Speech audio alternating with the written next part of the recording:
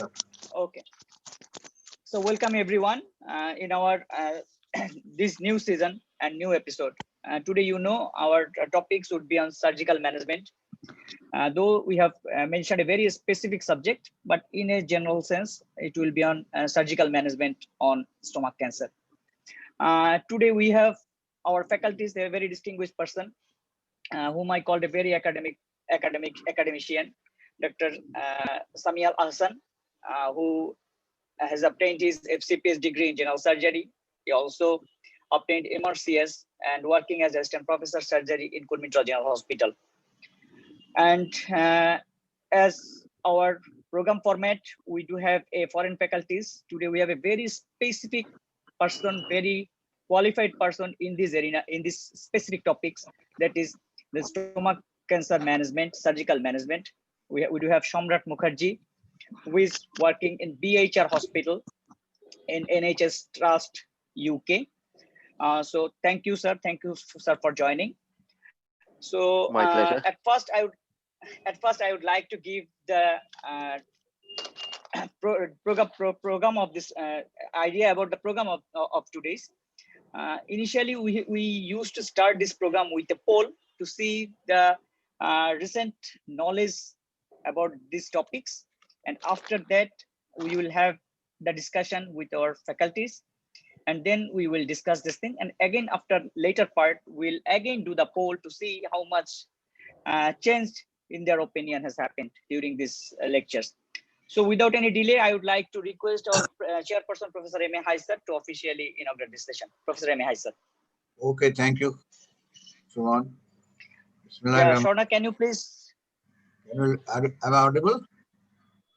Yes, sir. Bismillahirrahmanirrahim.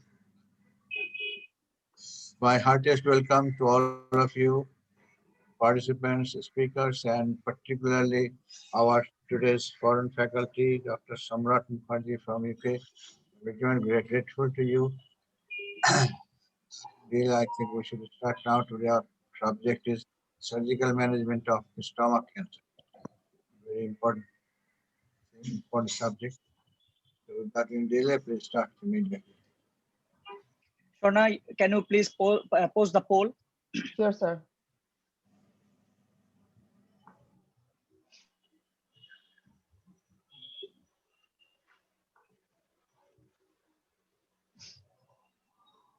I would like to request all the participants to participate in the poll. It will be there only 1 minute.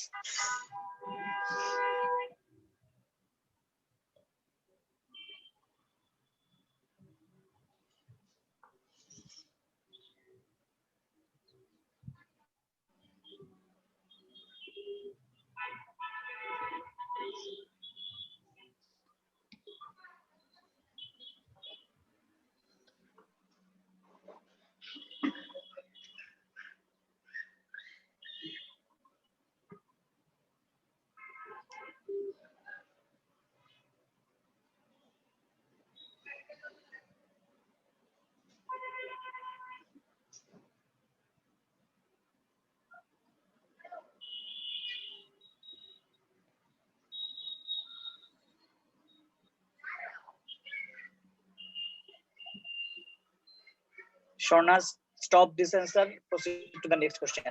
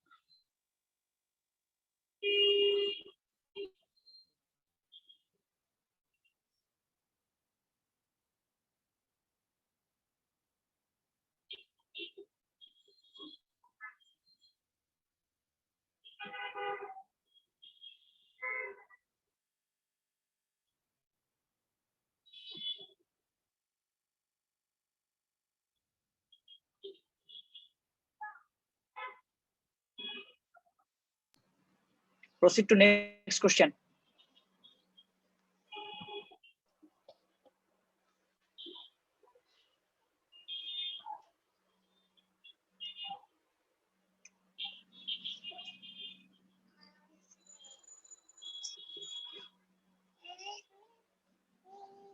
তুমি ওদিকে যাও, পিছিয়ে যাও, পিছিয়ে যাও, meeting করতে, সরে যাও, সরে যাও, সরে যাও, সরে যাও, সরে যাও, সরে যাও।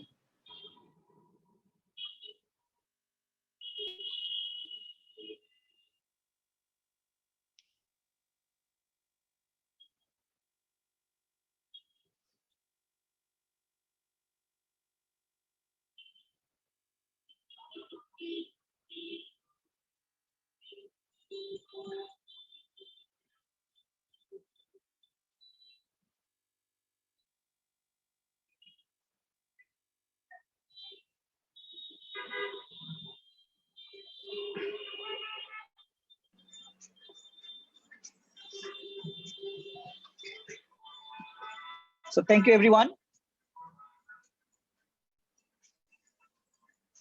Now I would like to request our today's presenter, Dr. Sami-Al-Hasan, to kindly present his topics. To Sami-Al-Hasan. Thank you, respected my senior colleague, Dr. Mustafa Shuman sir, and my dear respected teachers and faculties. Especially, I give a special thanks to Professor Hai sir and to our overseas faculties, Dr. Shamrat Mukherjee sir.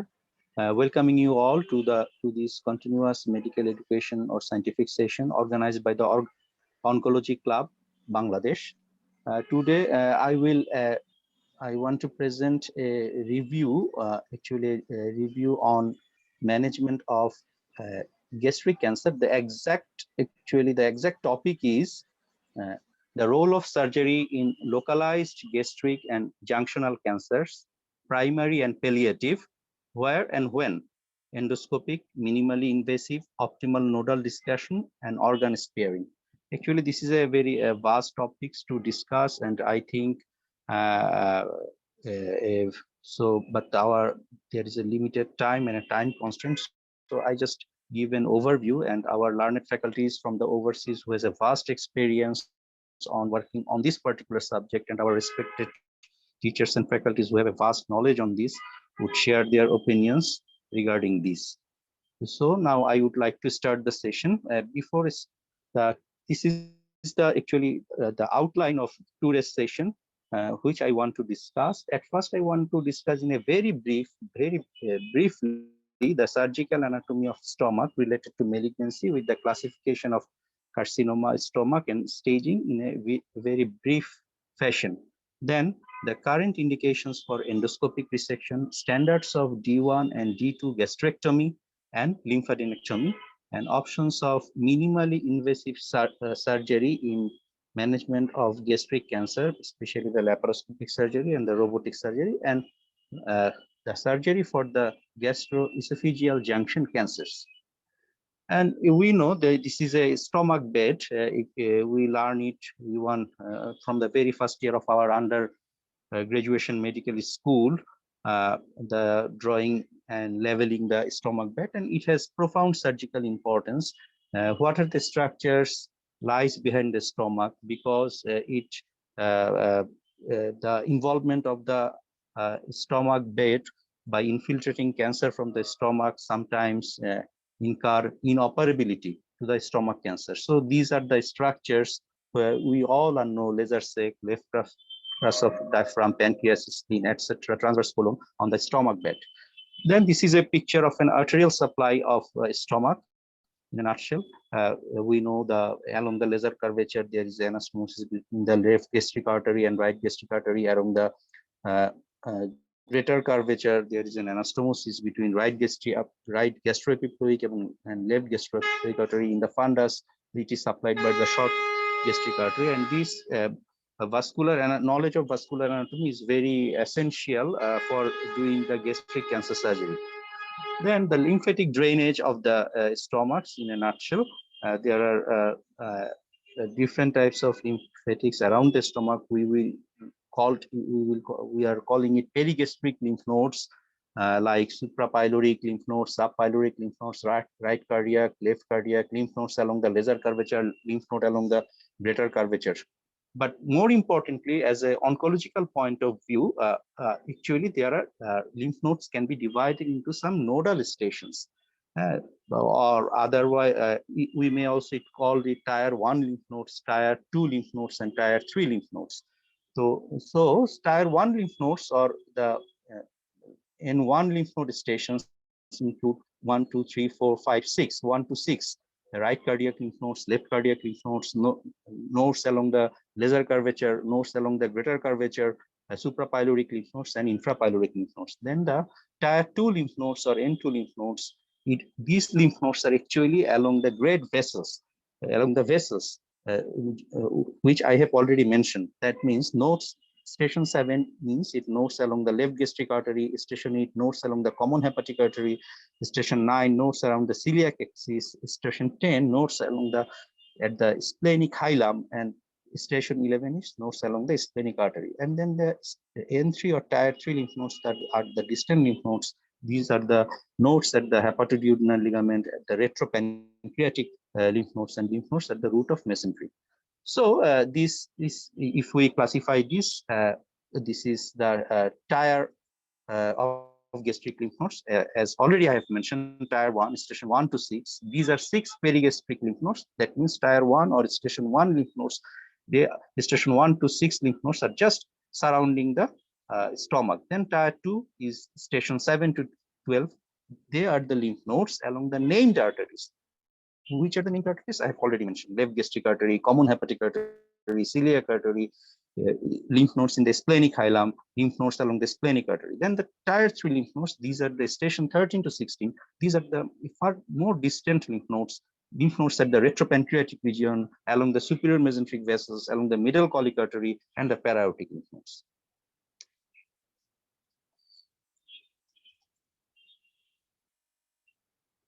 Then, in a very brief manner, I want to just recapitulate the stagings of the gastric cancer, AGCC staging or UICC staging.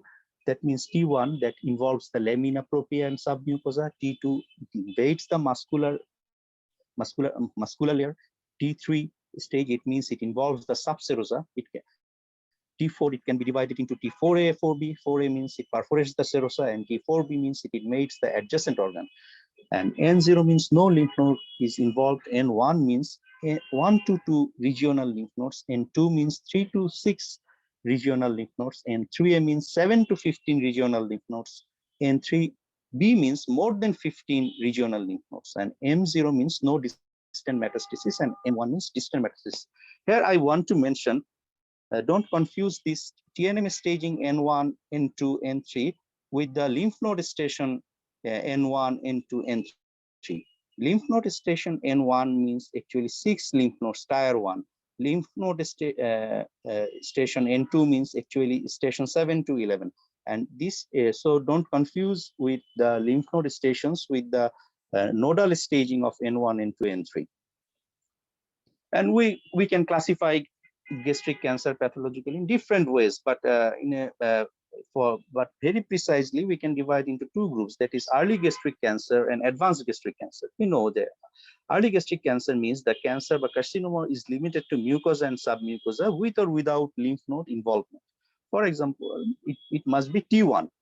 It must be T1. That if I go to the previous slide, T1 indicates it involves lamina propria and submucosa. So early gastric cancer, as it is limited to the mucosa and submucosa, with or without lymph node involvement, it must be T1 with any N. And advanced gastric cancer, it involves muscle layer of the stomach.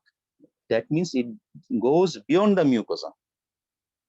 And we know all the early gastric cancer have some Japanese classification. We all know type 1 protruding, type 2A and 2B superficial elevated and superficial flat, and type 2C is superficial depressed, and type 3 is excavated.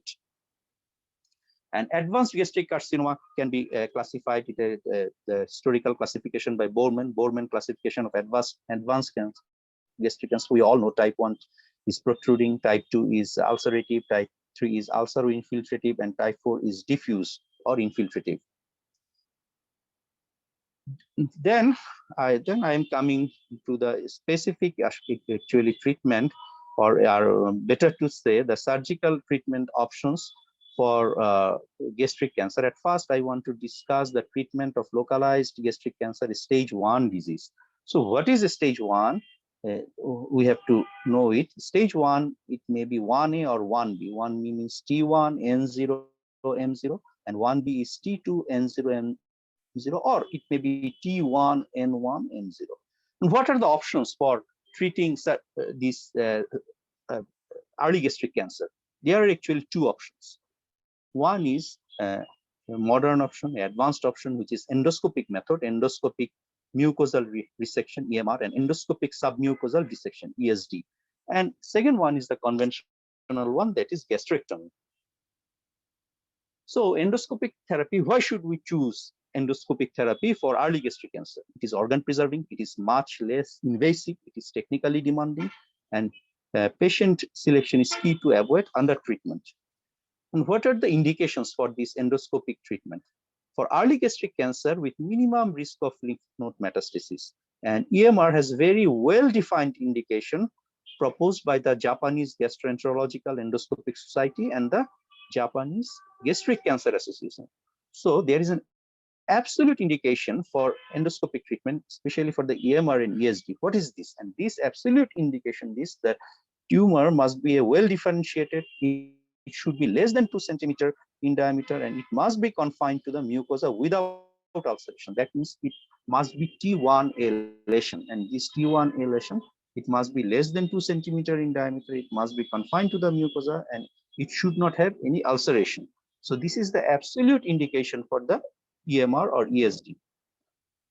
But there are some expanded indication or flexibility of choosing EMR or ESD. And what are the expanded indication? The ulcer may be non-ulcerated, it may be well differentiated, but the size may goes beyond the 2 centimeter. It is an we may choose for endoscopic treatment.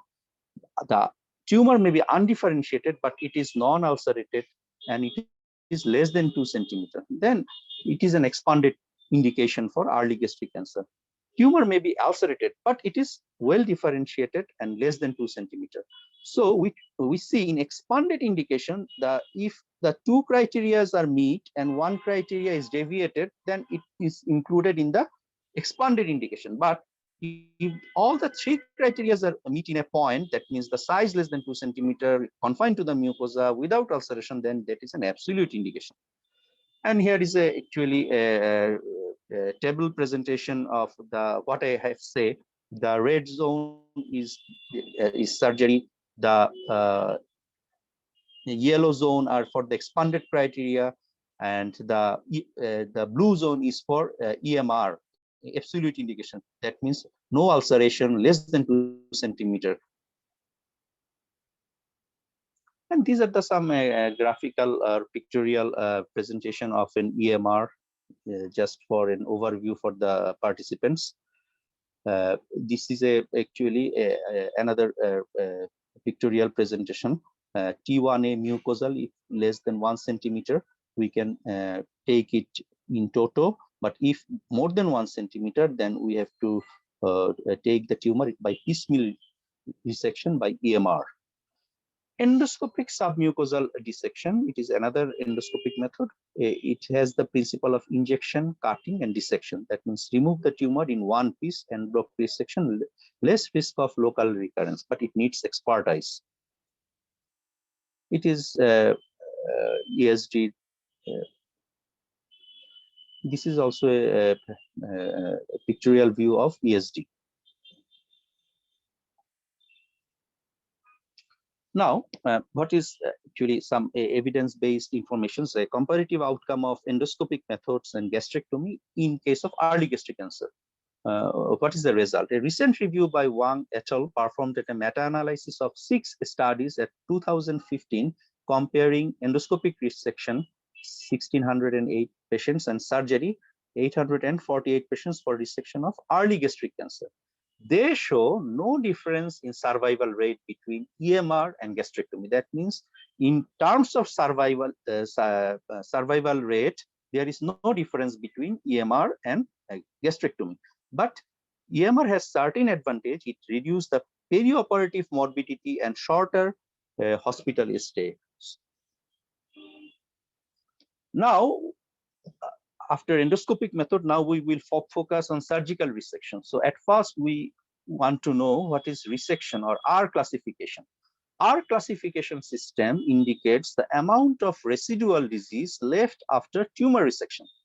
So R has three types of R. R naught, it means no gross or microscopic residual disease after resection. R1, it means microscopic residual disease. That means after resection, we have positive margins. And R2 means gross residual disease. Before 1995, the Japanese scientists actually and surgeons used R level, which is now replaced by the D level, dissection level. So in a nutshell, R0 means no microscopic residue, R1 means microscopic residual disease is present, and R2 means gross residual disease is present even after resection. So what are the principles of surgical resection? To achieve a microscopically complete resection, that means we have to achieve R0 or R naught. Then the second principle, to dissect the lymphatics and peritoneal surfaces originating from embryonic dorsal and ventral mesogastrium in order to reduce recurrence and for perfect staging. And the last principle, we have to restore the GI continuity. What are the extent of resection for mid and distal gastric cancer? So we know if the cancer is situated in the mid part of the stomach or the distal part of the stomach, so what would be the extent of resection? 5 centimeter grossly negative margin around the tumor. We should have 5 centimeter tumor-free margin around the tumor in case of mid and distal gastric cancer. Intraoperative frozen section assessment of proximal and distal margin should be used to get R0 resection. If we have to confirm the R0 resection operatively, we should have the frozen section facility to assess the proximal and distal margin. For mid and distal cancer, partial gastrectomy is preferred over the total gastrectomy, and for proximal cancer, proximal gastrectomy and total gastrectomy are the options. So here are the some pictures of diagrammatic pictures of different gastrectomies. On the left hand side, this is a proximal gastrectomy, then the distal gastrectomy, then the total gastrectomy.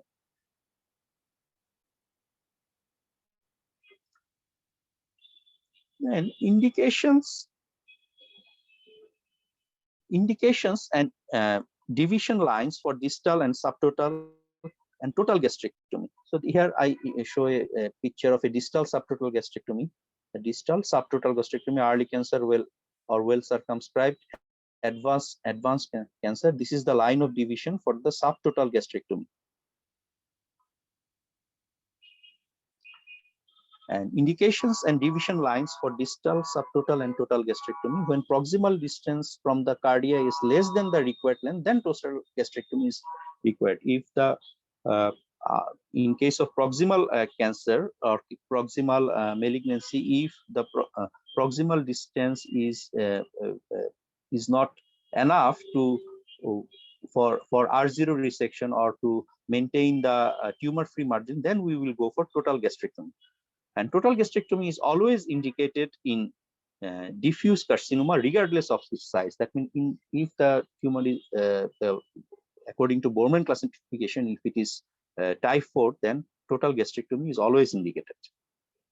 And after gastrectomy, we have to maintain the GI continuity, gastrointestinal tract continuity by different ways. I just give an overview of then Roux-en-Y gastrojejunostomy, Roux-en-Y esophagojejunostomy. We may use jejunal interposition loop.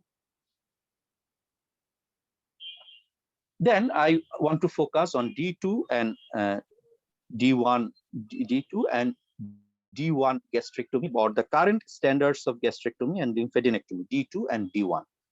So we now I will focus on this. Japanese experience has shown that excision of the primary lesion along with the omentum and first 2 tier of lymph nodes that drain the affected area of the stomach can be considered curative resection, even in presence of lymph node metastasis, D2 or systemic lymphadenectomy.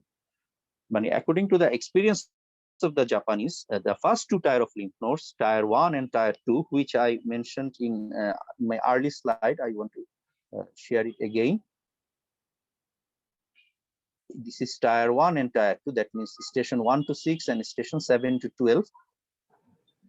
If we dissect all of these lymph nodes, then we will call it D2 dissection or systemic lymphadenectomy. A resection is absolute curative if at least one tier of nodes beyond those affected is removed. So we can call it absolute curative resection if the dissection level goes beyond one tier ahead. That means your D level must be crosses the N level. That means, if example, if the N1 or first tier group of lymph nodes involved, if you remove the first tier and second tier, then you will call it D2 lymphadenectomy, and this is an absolute curative resection. But if you dissect the only first tier of lymph nodes and the first tier of lymph nodes are involved, that means D is equal to N. If D is equal to N, then we will do not call it absolute curative resection. We will call it relative curative resection. So a resection of only first tier of lymph node is a D1 or limited lymphadenectomy, and this has been historically the level of resection in the West. And D2 resection is actually the pioneer is the Japanese. They actually goes for D3 resection also. Long-term follow-up in a Dutch trial show better survival benefit in D2 dissection. And this trial has been done has been 15 years follow-up result of Dutch D1 D2 trial. It has been published on the Lancet at 2010, and they shows better survival benefit in D2 dissection. An MRC trial at UK at 1999 also demonstrates actually no survival benefit of D2 over D1. They shows no specific survival benefit, but both Dutch and British trial shows a significant morbidity and D2 over D1. So there is actually debate. Some trial shows survival benefit of D2 over D1, but morbidity is more in D2, some trial shows. So in a nutshell, D2 gastrectomy is currently standard for stage 2 or above gastric cancer according to the Japanese gastric cancer guidelines, gastric cancer 2020, and D dissection, D1 dissection or D1 gastrectomy. I have already mentioned removal of tier 1 lymph nodes, that means station 1 to 7, and D2 removal of the tier 1 to up to station 12.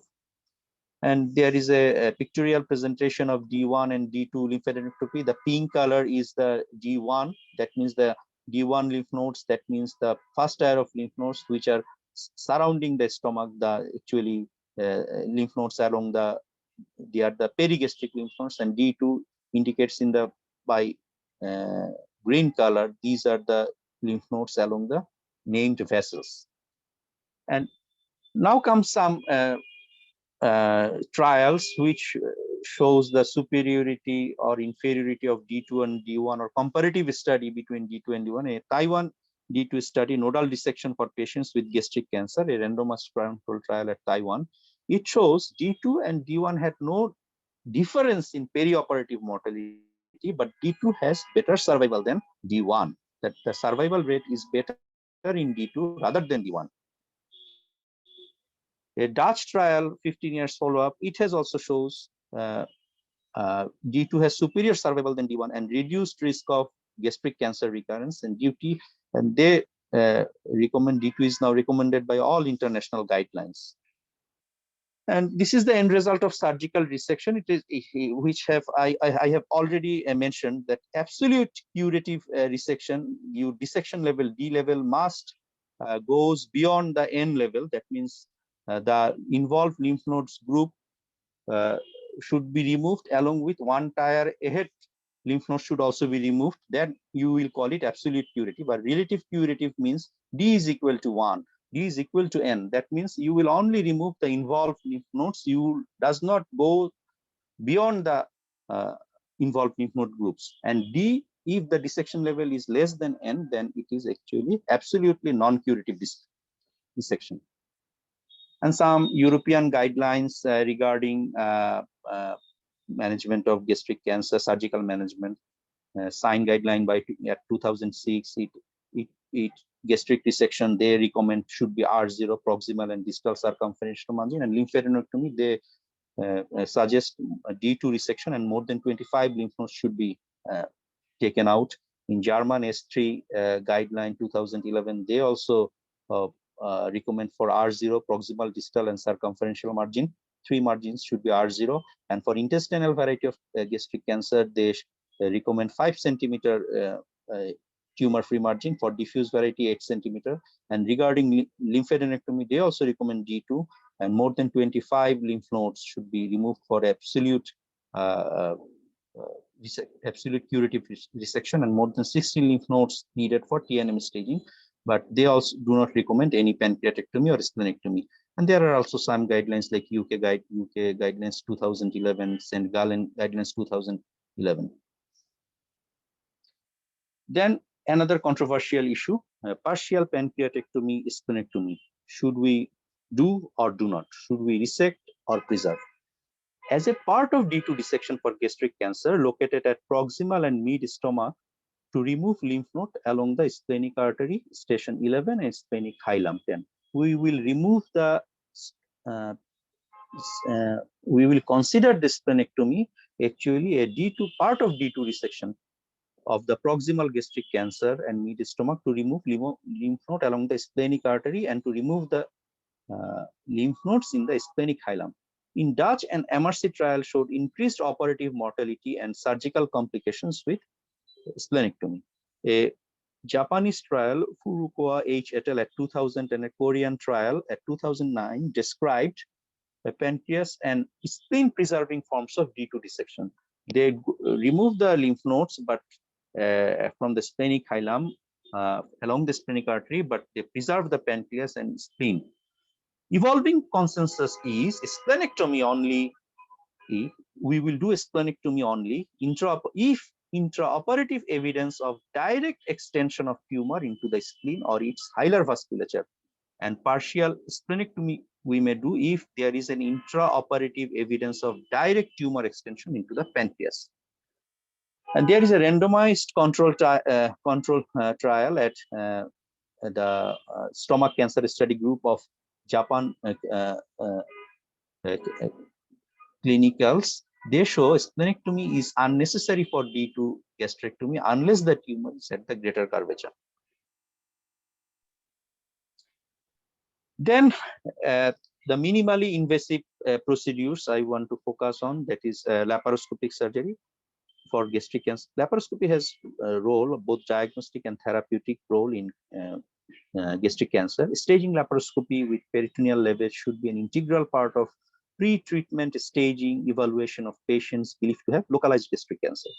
CT cannot detect because the CT scan cannot detect less than 5 millimeter macroscopic deposits. So staging laparoscopy can spare non-therapeutic options, and it is actually very important and very cost benefit, I think, way for developing country like Bangladesh, where the laparoscopy is very popular, and laparoscopy can do with a very laparoscopy can afford by very common people also. So staging laparoscopy should have practice because it can spare non-therapeutic operations. Here the laparoscopic gastrectomy, first reported in 1993, technically demanding but less invasive for patients, has become a standard surgery, especially for stage 1 gastric cancer. More evidence for locally advanced gastric cancer recently from expert centers. And these are the effects of laparoscopic distal gastrectomy versus open distal gastrectomy on long-term survival among the patients. It is a Korean study which is done. They shows the laparoscopic gastrectomy has become a standard option for stage 1 gastric cancer. And there are the long-term outcomes. If we see, the total complications is very much less in laparoscopy, postoperative complications, total early complications in comparison to open surgery, and local complications are also very much less in laparoscopic gastric surgery in comparison to open surgery. So laparoscopic distal gastrectomy was associated with less perioperative complications than open gastrectomy.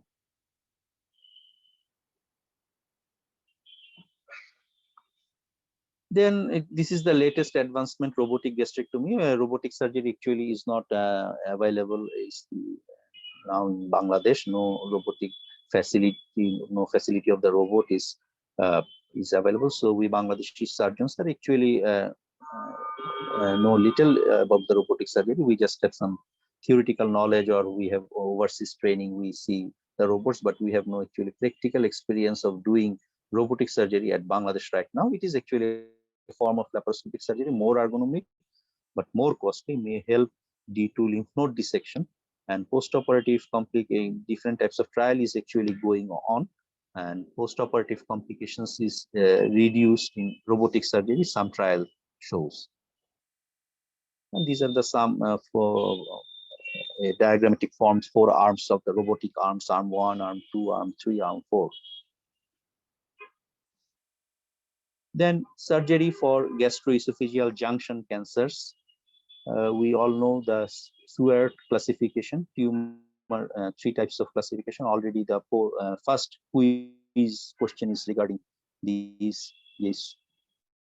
SWORD 3 types: type 1, type 2, type 3. Type 1 means above, from the gastroesophageal junction above 1 centimeter and below 2 centimeter is type 2. And if it is above the 5 centimeters in the esophagus, then it is type 1. And if it is below 5 centimeter, then it is type 3. This is another diagrammatic representation of junctional cancers.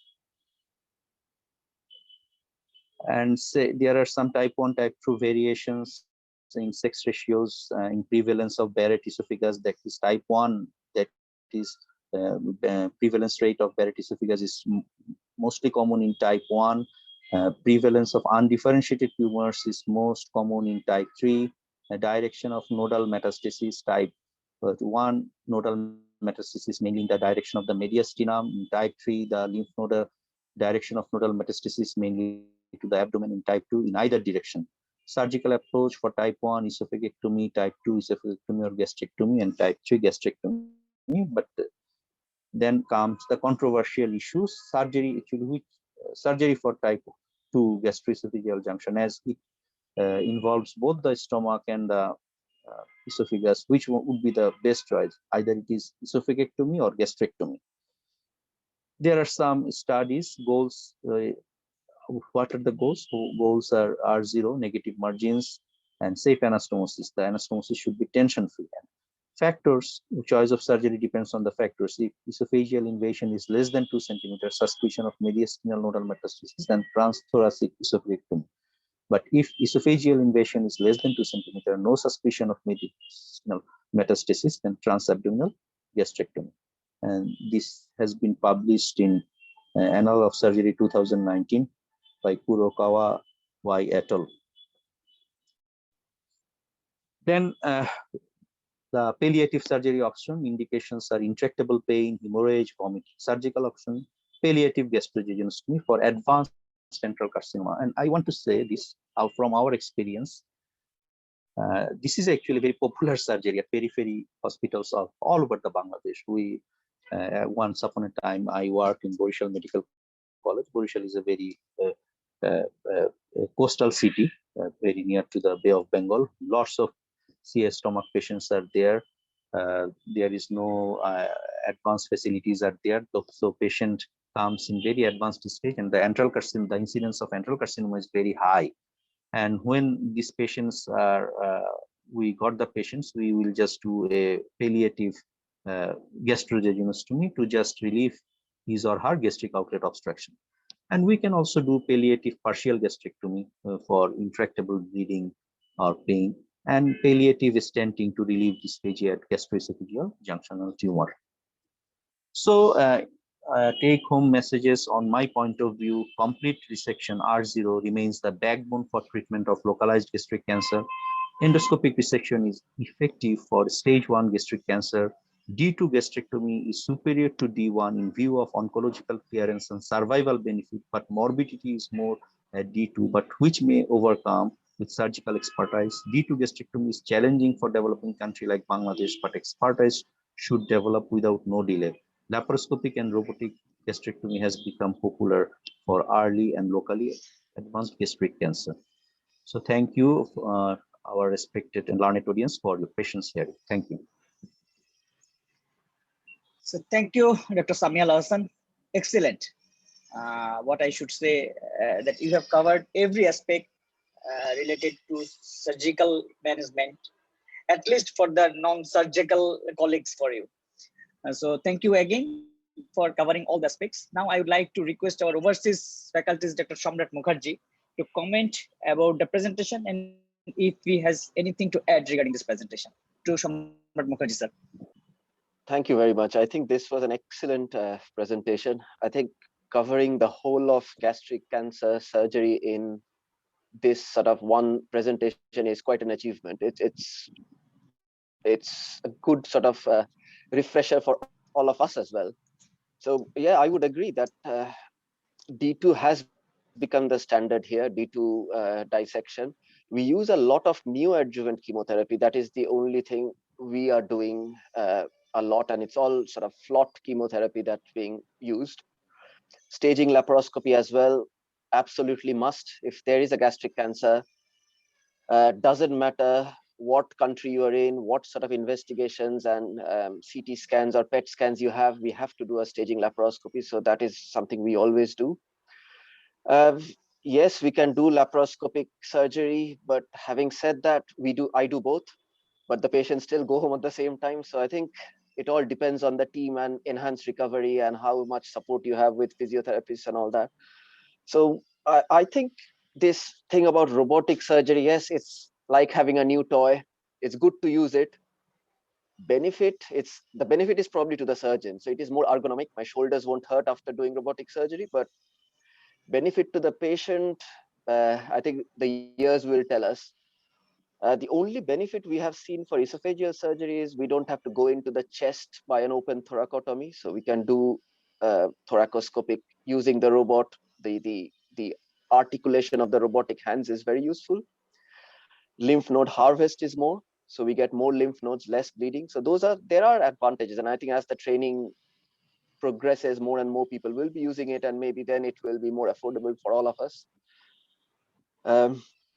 That's what I would say. The only other thing I would mention is the morbidity that we see with D2 dissection. I think it's more when you're doing a splenectomy. If you're not doing a splenectomy, standard D2 dissection, I don't think the morbidity now is actually more than just a D1 dissection. So actually in the UK previously, they said that, well, if you do D2 dissection, morbidity is more, but that's probably when we were not all, well, we didn't know how to do D2 dissection at that time. Then people have traveled to Japan, they have learned how to do it. And actually so all our junior trainees now are being taught how to do D2 gastrectomies, and that's become the standard. So once again, that's a brilliant talk, and thank you for having me. Thank you, Samrat Mukherjee, sir, for your nice words. And there are a few questions in the chat box from Dr. Tawhida. He wants to know what will be the surgical options for the C stomach involving body and fundus. So if Sami-Al-Hasan. Sami-Al-Hasan, sir, first, then we will hear from you, Samrat Mukherjee, sir.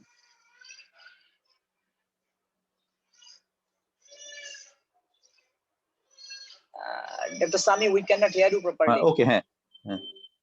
Okay.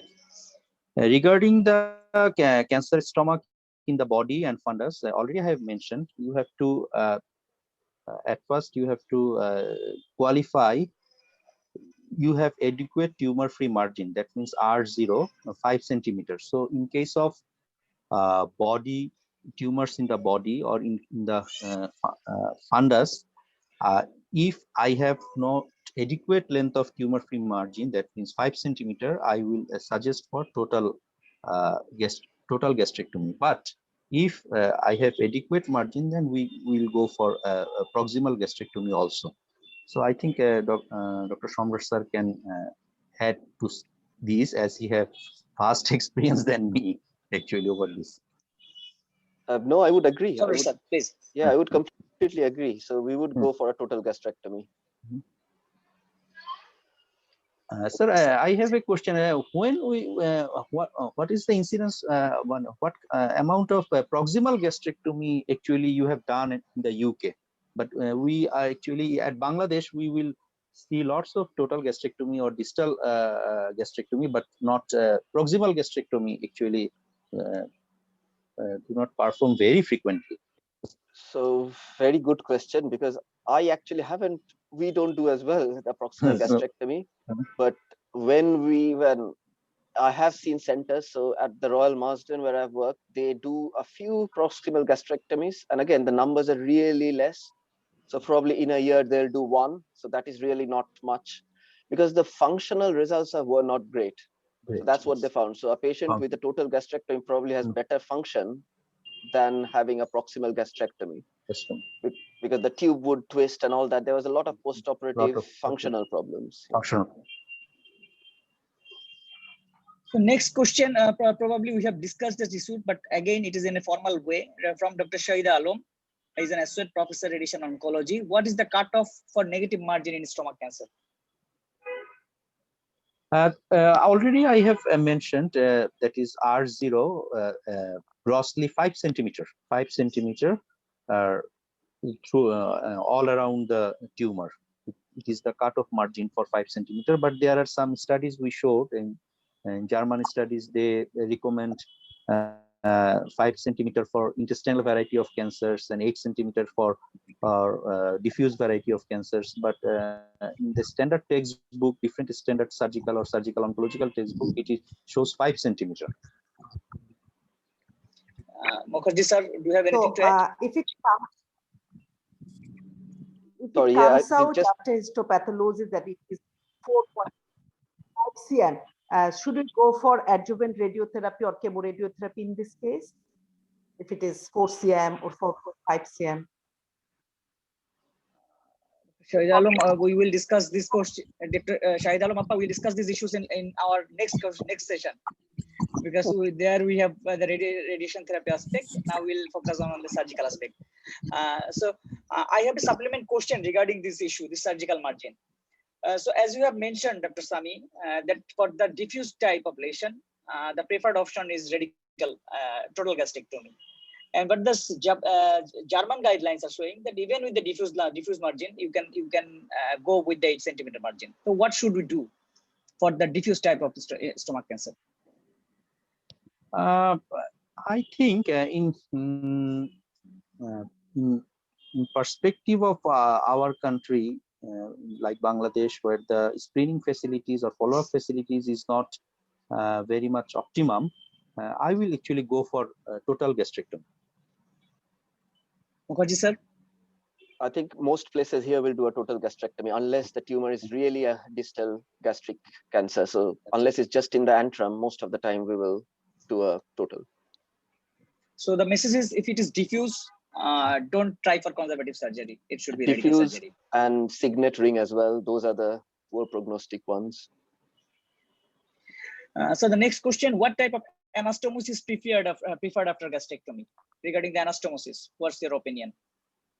First Sami-Al-Hasan sir, then Mukherjee sir. I think Roux-en-Y anastomosis is standard for after any kind of gastric resection.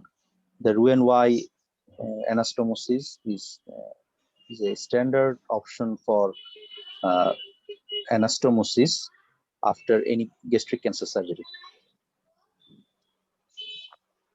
Okay. So another question is, it has already mentioned by Dr. Mukherjee sir, but again this question, I think it should be discussed in details, that is laparoscopy is mandatory for every case. Mukherjee sir.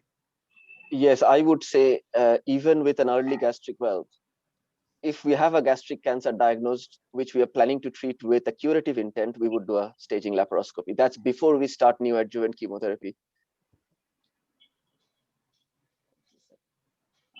From Arman Riza Chaudhary, he wants to know details about the Roux-en-Y. So because we are not surgeons, as you know, most of the participants are actually Roux-en-Y is nothing but a technical, a special surgical technique for making for an anastomosis in a special variety of, I would say, a gastrojejunostomy. I just want to share the screen. I have that is slide, then he can easily understand what is Roux-en-Y.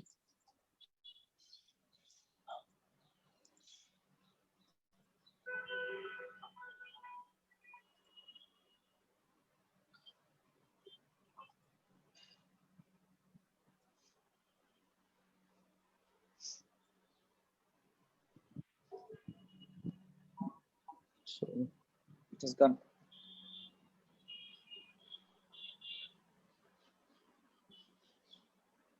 It was on the screen. uh, Yeah. so here we see the Roux-en-Y. Roux-en-Y anastomosis. Like Y, it has two limbs. That means here there is the stomach. The stomach has been resected. There is no stomach now.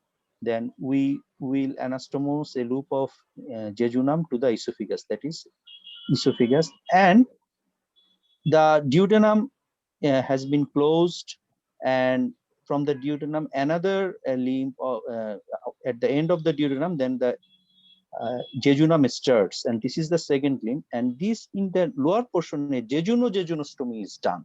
A jejunostomy is done. So you see there is a two limb like Y. One limb is a short limb, another limb is a long limb. This is Y shaped. This is called Roux-en-Y, and this this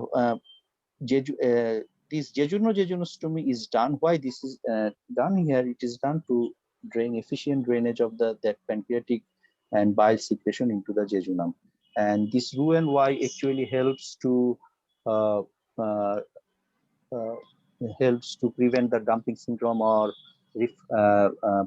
bile reflux, etc. So Roux-en-Y is it is just a special technique of uh, anastomosis. It may be gastrojejunostomy or it may be esophagojejunostomy in a Y-looped manner or Y-looped fashion uh,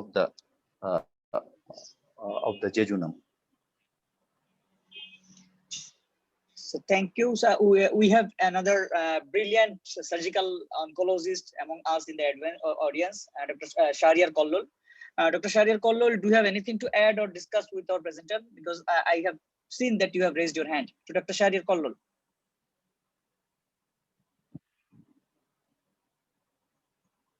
Kollol, can you hear me?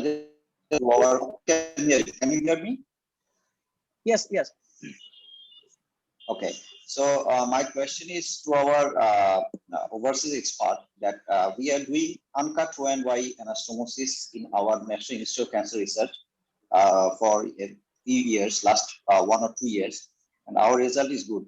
So what is his experience or his comment about this? Is there any actual benefit of doing uncut Roux-en-Y or cut Roux-en-Y? So, very good question, actually. But just to clarify, by uncut Roux-en-Y, are you meaning that you will have a loop without dividing the limb? Is that? Yeah. So actually, we have done that a few times as well. When sometimes just it's quicker to do. It's much sort of in a difficult situation in a very old patient. That might be sometimes a very easy one to do and without any problems with the bile reflux and the others that we are worried about. So yes, we have done a few of as well, and I think it's a very good operation. Yeah, because sometimes there are some literatures that are telling that the uncut Roux-en-Y, if you do uncut Roux-en-Y, in that case, the mindtrack and obvious plexuses are unhampered. So that ensures the better motility for the remaining gut. So what we do, we just close the afferent loop of the row loop, afferent limb of the row loop, so that the bile and other pancreatic juice doesn't get enter into the stomach or enter into the.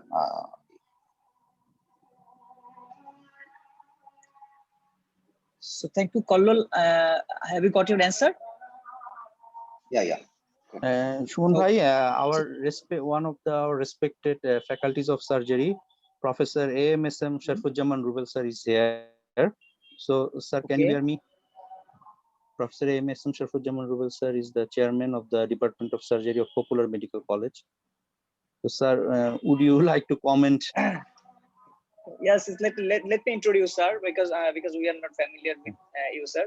So welcome you, sir. Welcome you to the virtual platform. As you know, that the Oncology Club, we are regularly performing this in every Sunday this time. So we really, it's a pleasure to have you in the platform. So do you have any comments regarding this presentation? Thank you, sir. Thank you for you giving me chance to tell something. I'm very delighted to see that you are discussing this issue, and I hope I will join with you in from the next all this session. Sami has worked with me or you can say I worked with Sami for long times, and so I am very proud of him, and his presentation is very beautiful, and he has experienced our experience. We worked at Borishal Medical College Hospital for about 5 to 6 years, last 5 to 6 years. Now I am working at Popular Medical College Hospital.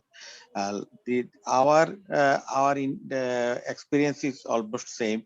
I am nowadays we do not do laparoscopy in every case, but nowadays in Popular Medical College we do laparoscopic gastrectomy start, and we do laparoscopic investigations or laparoscopy before surgery in each and every case. And I think this is a very good approach, and very if we want to do curative surgery, we must do laparoscopy before doing surgery. I agree with our foreign faculties. Thank you all for letting me tell something for you. Thank you. So thank you again, sir. Oncology Club is really privileged to have you in this platform. Definitely, sir, you will get our invitation regularly for your kind participations. Thank you, sir. So we are at the end of our presentation. Now I would like to request Sharna to again post the poll. Sure, sir. To see how much change which has occurred, because already we have seen that the most of the time the answer was correct. I would like every participant to participate in these questions.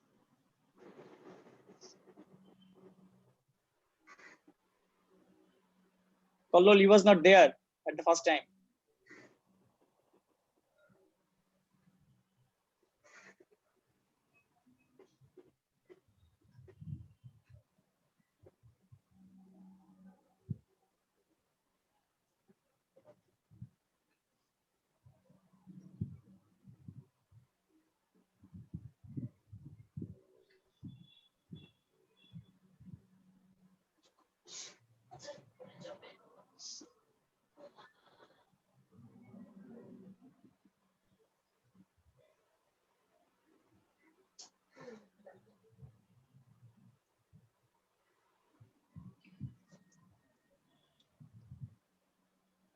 So thank you, Sharna. The correct answer, majority has done the correct answer. The correct answer is B. This is your type 2. Proceed to the next board.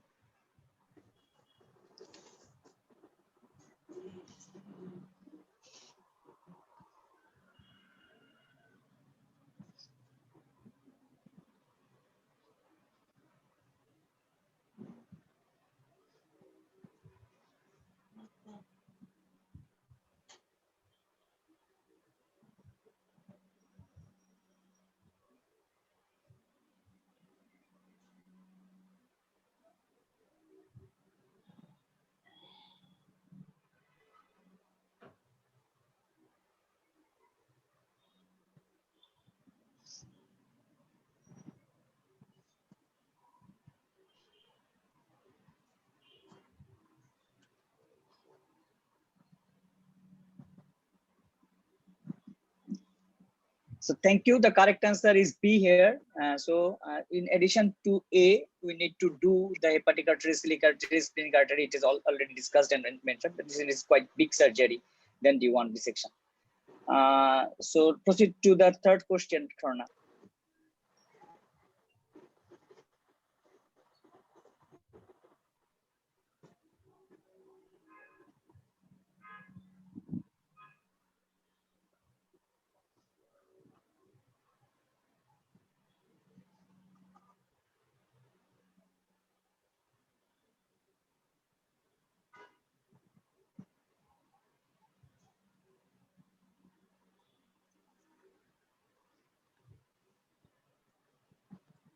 Thank you, Sharna. The right answer would be here that the D2 dissection, as it is mentioned, that splenectomy is not a routine procedure, otherwise it is invaded by the mass. So the D2 is preferred options. So thank you again. Now I would like to request our academic secretary, Dr. F.M. Kamaluddin sir, to say a few words regarding today's presentation. Over to you, Dr. Kamaluddin sir. Thank you, Shaman. It was a wonderful educational session, I will say, because especially the non-surgeons, we learned many things how to do the surgery, but not enough to do a surgery. So not a bad news for the surgeon colleagues, but enough to know how much we can expect from them. And we also know the strength and weakness of our surgeon colleagues. So thank to the presenter for the wonderful presentation. And I'm sure that he will be enlightening us in future also. And I want to thank to our overseas faculty, Dr. Mukherjee, Shamrat. Thanks for joining us. I mean, in such a short notice, and I know you are on call, and you are joining us from your on call by putting somebody else on your responsibility. And please be with us in our coming days because we want to do this program regularly. And we will be enjoying your participation. And I heard a lot about you from Dr. Zakirullah that you make a very brilliant presentation. I found that he has made a good selection. And thanks to all the participants and to our academic partners, Sanofi, for supporting us. And hopefully we all will be learning from each other. And finally, I want to thank to Professor Rubel. His present participation really encouraged us because senior faculties like him, when joined with us, give us support and enthusiasm to go forward. So I think we should be joining the same session next week. We can learn from each other, we can enrich ourselves, and we can start practicing evidence-based medicine. Thank you, Shuman. Thank you. As you know, that this our scientific partner is Sanofi. May I request Nahid Abbas from Sanofi to say a few words. Nahid Abbas. Good afternoon and Assalamu alaikum, Honorable Chairperson, respected speaker and foreign guest, and our most valued invited healthcare professionals. It's my privilege to have been asked for propose a vote of thanks on this today's special scientific event. This is Nahid Hasan, Assistant Manager Oncology on behalf of Sanofi Bangladesh Limited and my entire team stating gratitude to Oncology Club for giving us the opportunity to be a partner in today's scientific session. A big thank to Honorable Chairperson Professor Dr. Muhammad M.A. Haisar to inaugurate the event and his valuable presence. I may like to express my sincere thanks to today's speaker, Dr. Ahmad Sami-Al-Hasan, Assistant Professor, Department of Surgery, Kurmatal General Hospital, for giving an excellent presentation on the role of surgery in localized gastric and junctional cancer. I must mention our deep sense of appreciation for our overseas guest faculty, Dr. Shamrat Mukherjee, Consultant, BHR University Hospital, NHS Trust, for his explanation and expert opinion on today's topic. I would also like to acknowledge our gratitude to today's moderator, Dr. Mustafa Aziz Shuman sir, for conducting the session, and our academic secretary, Dr. A.F.M. Kamaluddin sir, for his valuable feedback. As you know, from very beginning, Sanofi Bangladesh always patronizing the academic and scientific sessions for the knowledge development for the healthcare professionals. I would also extend my thanks to Oncology Club for developing the platform, and we are privileged to be the part of this kind of academic session. With all of your support, hopefully we'll collaborate many events in near future. Until then, stay safe. Thank you, sir.